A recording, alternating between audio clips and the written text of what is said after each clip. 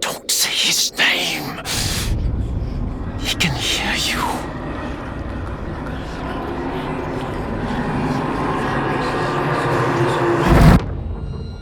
He's always listening.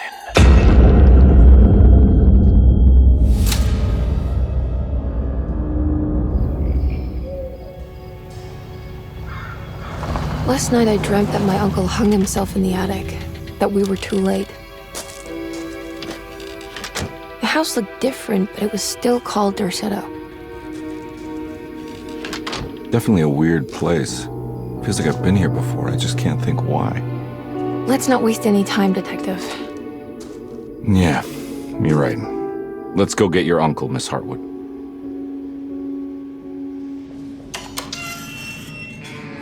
It transports you into the dark alleyways and into the night. I mean, it's always trying to create a mystery, right? It's something that's more than just jump scares. A bit of fighting, demanding puzzles, and a lot of atmosphere. It maintained some of that weirdness of the old games, but it had like an updated slickness to it that I liked as well. You haven't seen a little girl by any chance, have you? I don't think so. You would have known if you did. We start our story much like the original. Jeremy Hartwood is haunted by the Dark Man, and he goes to a countryside hospital called Dorsetto in hope to find some help. I need to get this letter to my niece. She would understand. Jeremy sends a disturbing letter to Emily Hartwood, his niece, and it spooks her enough that she hires Detective Edward Carnby to find out what's going on. Who are you? Whoa, pardon me, excuse me. My name is Edward Carnby, private investigator. I hope you don't mind we let ourselves inside.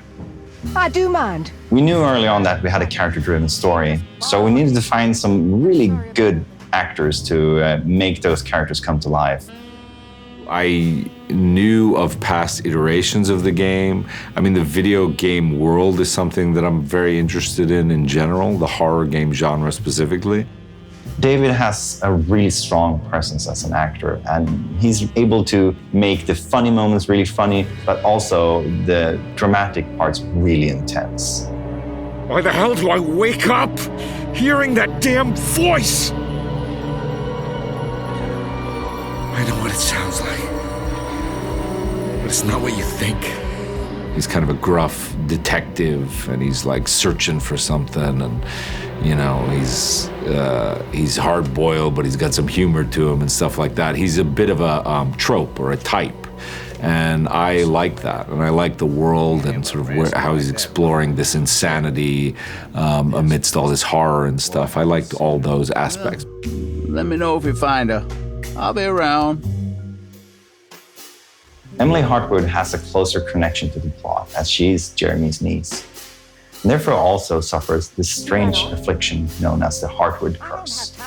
I love the mystery of the game. I love the picture of her. Like, there was so much about it that I was curious of. There's a lot of fear within her and a lot of speculation and curiosity and I guess dread, intrigue. Like, there's a lot about her that is kind of on edge. 10 years now. More even since he died.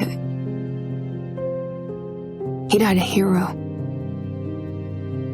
Jodie's a fantastic actress, and she brings a lot of nuance to Emily as a character, and it really makes us sympathize with her. Who's in here? Show yourself.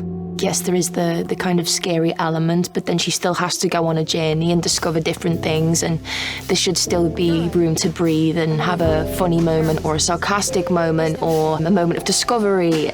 So it's just trying to really kind of keep all those other beats alive amongst the kind of darkness of it all, I guess, is how I felt anyway.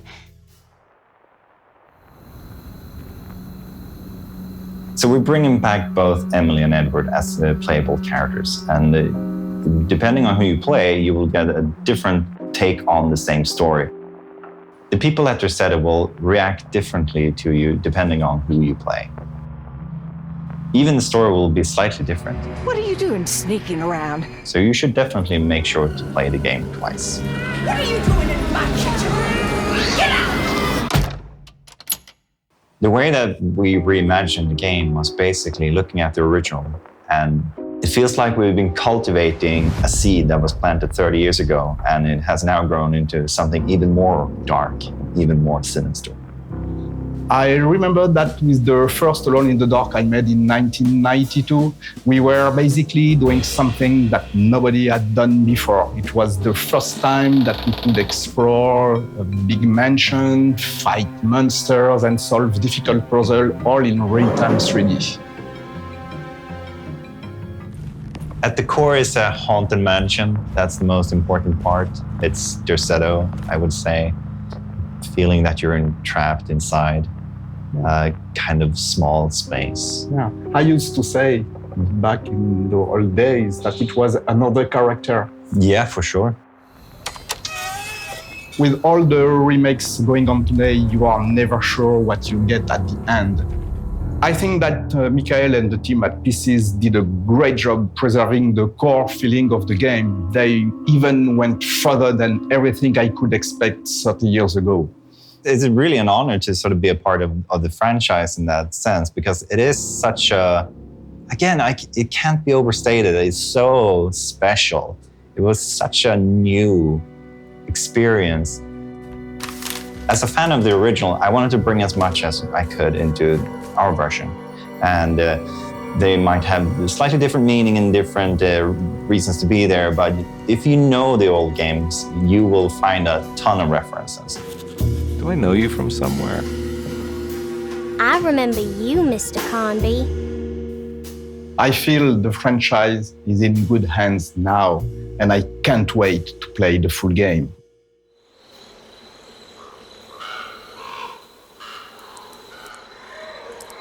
To give you a taste of what the full game will be, we also created a prologue, and it features a character from the game called Grace Saunders, who is a little girl, and you play as her walking around Derceto and trying to post a letter.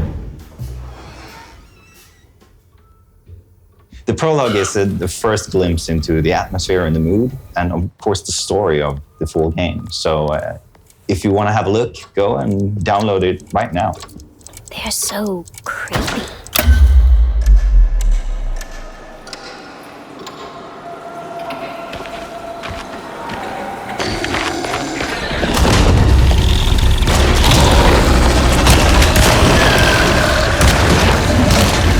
Our combat is intense and tough, and you will need to use every bullet you can find. And if you run out of bullets, I'm out of bullets. you might need to get in close and hit them with a melee weapon. Or if you're lucky, you can find something to throw. As mentioned before, your job is to find out what happened to Jeremy Hartwood. And to do that, you will need to visit some unexpected places. And to get to those places, you will need to find clues and solve some interesting puzzles. Depending how much you feel like a detective yourself, you can choose how much you want the game to help you find clues and where to go next. So the biggest creative focus for me has for a long time been to reach something beyond the mundane, something spiritual.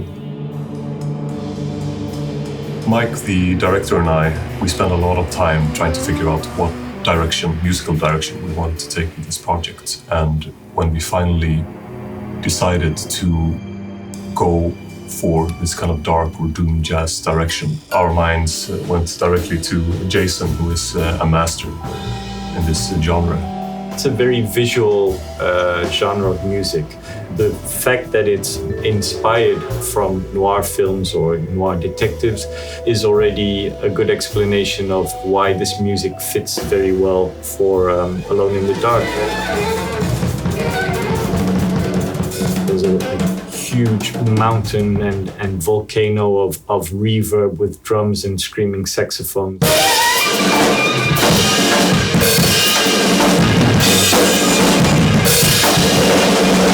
To this explosion of hair rising horror and big chaos. As the players drawn deeper into the game world, they will face off with the sinister presence known as the Dark Man. The Dark Man isn't real, Jeremy. There's nothing he can do to hurt you. How do you think any of this is happening? How do you still not trust my words? Fine. Then let me help. Don't be foolish. He will bury you next to me in his sunken temple for an eternity.